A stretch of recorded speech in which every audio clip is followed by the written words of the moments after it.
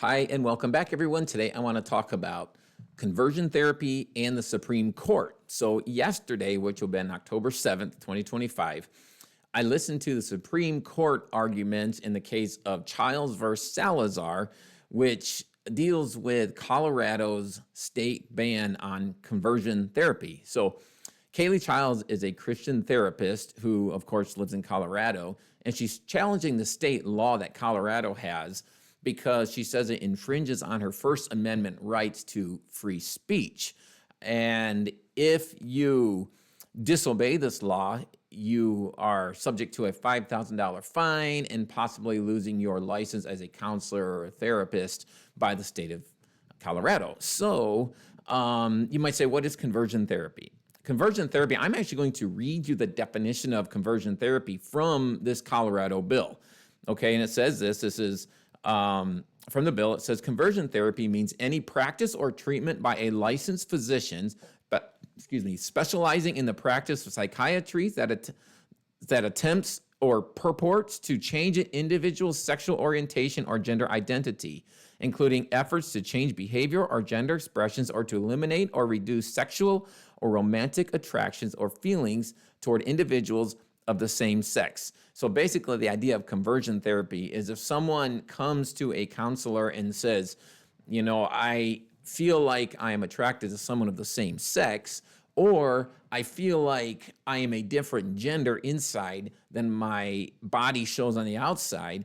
A conversion therapy is saying, you know what, let's think through this. Maybe this is not who you really are. It's called conversion therapy because if someone were to come into a counselor's office and say, I think I'm attracted to another man if you're a man, or I think I may be a woman trapped in a man's body, that's who they really are. And to try to convince them that that's not who they really are is to convert them from who they really are. So the term itself, conversion therapy, is very much a misnomer, where if someone were to come to me and say, hey, I think I'm a woman in a man's body, I would say, now look, that you are not, but let me help you through this. But the very fact of telling them that they are not that means that I'm trying to convert them from who they really are. So it's all backwards. Now, the Colorado law does exempt people like pastors, which that's good, but still, this woman isn't a pastor. She's a counselor. She should be able to speak the truth to her people. And also, it's dealing with people, minors under age 18. So that's who she wants to help. She wants to help these people, but she can't do it under this law without risk of losing her license. So that's conversion therapy. So as I listened to the arguments, there were a few underlying philosophies that I picked up from it. What is actually causing this? Three things that I noticed as I listened to it. Number one, the underlying philosophy of those who are defending the Colorado law is that homosexual desires are natural. Not just natural, but good. The term used is sexual orientation. In other words, the term sexual orientation means who are you attracted to? If you're a man, you might be attracted to a woman, which means you have a heterosexual sexual orientation. If you're attracted to another man, you might have a homosexual sexual orientation. It's just who are you oriented toward? Who is it that you like? Okay, and if it's a male attracted to another male, then that should be affirmed, and you should not try to say this is not good because you're trying to convert them from who they really are under conversion therapy. So homosexual desires are natural. That's the first underlying philosophy. The second is that gender is assigned. Now, this is very important. They didn't use all these terminologies. There's a lot of legal jargon in this, but these are the underlying philosophies that they have. The idea is that gender is assigned. In other words, most of us understand when a child is born, the doctor looks at the child and says, wow, look, that's a boy or it's a girl. We understand there's some very rare situations where it might be kind of hard to decipher. It's so rare, it doesn't really even play into this. But we look at it, oh, that's a male or that's a female. That's unquestionable. It's not like you have to have the best, a vote, 2 out of 3 wins. It's obvious. Anybody can look at it, know the difference between a male and a female. Well, how things are changing today is that here's someone that's born with male physical parts, so it's obviously a male. He gets a little older. He gets 5, 6, maybe 10 years old, and he starts to think maybe he's a female. So he says, you know what? I think I'm a female. That's his new gender inside. So under this law, someone can't say, look, I know you might feel like a female, but you're actually a male, and it's kind of obvious. You can't do that because that's conversion.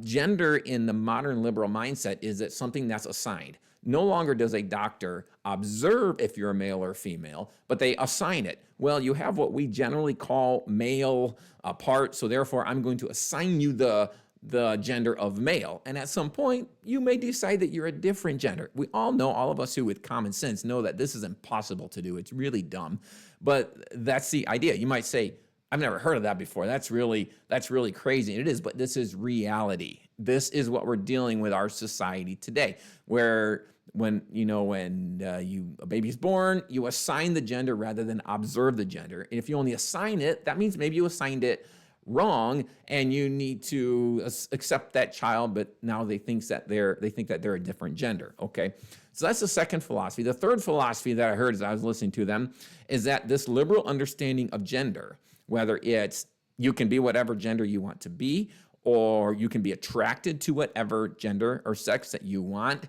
that is scientifically proven that this is a good thing. This is the fundamental aspect of this thing, because Colorado was saying we need to, we license these counselors. We need to protect these people who go to the counselors, and protection of them is understanding that, hey, you can be whatever gender you want to be. This is a scientifically proven fact. Of course, it isn't, but that's what they say. So that's why they're trying to so-called protect these people. They're really just buying into the whole liberal mindset. And so they say, well, this is what we understand. Now, obviously, they don't understand it. This is wrong. This is sinful. This is evil. And it's really, really dumb. But they're trying to protect people like this Christian, Kaley Chiles, from hurting these people, giving hurtful advice. Like, you think you're a boy, you're attracted to another boy. You really are supposed to be attracted to girls. Let me help work you through this. And that's hurtful. We can't allow that. That's terrible. That's conversion therapy. Okay. So how correct is the scientific community? I think about heroin. We've heard of heroin. Very few of you are probably going to say, we should prescribe heroin for somebody. In 1898, Bayer, the drug company, introduced this wonderful new cough and pain medicine. It was heroin. And this is going to be the fix-all. It's going to be a wonderful thing. Well, after a while, they found out this is extremely addicting, and more so than morphine. And so it's banned. Now, you're never going to go to a doctor and get heroin prescribed to you. But at one time, this was supposed to be the wonderful thing. Now we understand that's hurtful, so we're not going to allow it anymore. That's what's going on. That's the underlying philosophy of those who want to push the ban on conversion therapy, because they're saying at one time people thought that heterosexuality was the only way to go. Homosexuality was bad. But today we're smarter. Today we're more wise. We're leaving that behind. We don't want to hurt you by telling you that you're not whoever you think that you are. We want to affirm you in whatever you decide. The old way is bad. The new way is good. That's their underlying philosophy, and it's pretty clear when you listen to them. Okay, a couple of major problems that I want to share with us. And by the way, we can't wait to see how they're going to come down. Probably won't be until next spring before they actually give the ruling on this. That's how the Supreme Court does it. Major problems with. Number one, it's stupid. It's stupid.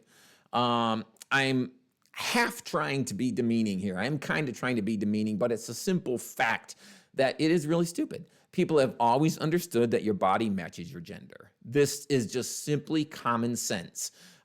They just match, okay? The doctor looks at you, observes your gender, not assigns it. He says, okay, look, this is a male, this is a female, no problem.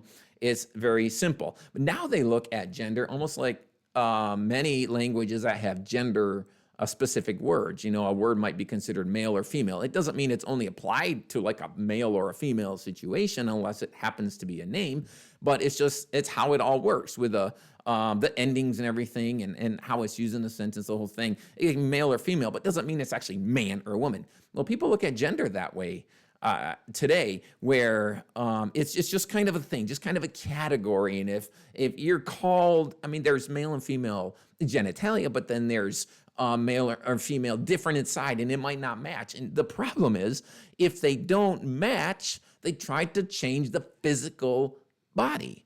Well, that's kind of dumb, because something's wrong. Why don't we try to change the mind? If they don't match, one of them is messed up, either inside or outside. Well, the outside, you can't change it. I mean, you can do surgery, you can change things around and all that, but you can't totally change it. Something is wrong with the inside, but in our world today, we say we don't want to fix the inside. Oh man, that might hurt their little psyche, And so we need to change the outside. That's why it's so stupid, okay? If they don't match, the problem is inside. The problem is with the thinking, and that's what needs to change. But that's conversion therapy, converting them from what they think they really are. Okay, and the second major problem with this, which is actually probably the most important major problem, is that it defies creation order. God made man and woman. He made male and female. All you have to do is read the book of Genesis, and that's really clear. And what he did was he made a man and woman. He brought them together and told them to procreate. Now, generally, that's what happens in a marriage. There are situations where there is no procreation, but that's how it works. A man and woman get married, they procreate. Two men cannot do this, two women cannot do this. Now, I understand they're trying to come up with all kinds of ways to make this happen, in the lab and just all kinds of crazy stuff, but that's all outside of the normal means. This is how God set it up. A man and a woman, they get together, they can have children. That's how this whole thing was. And so people are trying to change this and make it different. I'm not attracted to a woman, I'm attracted to a man. How can I have children? And it's just a mess. This is not the way that God set this thing up. So it defies creation order. It's a slap in the face to God. So we don't know exactly how this is going to come out. There's some indication that the justice is kind of leaning more toward overturning that Colorado law, which I think they should do. I hope they do. I hope, I would love for them to come out and say in the ruling that this is against creation order. The book of Genesis is very clear. I really don't think they're going to do that, but at least I hope that they have some kind of common sense and will say, you know what, this is so dumb that people can choose their gender, or that people can have a sexual relationship with whoever they want, and nobody can say anything against it. That's really, really dumb. And I hope the Supreme Court has wisdom. By the way, the Trump administration is supporting this woman and her attack of the Colorado law. So that's actually a really good sign, which, by the way, that's why we vote, right? That's why we vote the way that we do, to try to overturn dumb things like this. So we'll see how it goes, and maybe we'll have an update on this at some point. Anyway, God bless.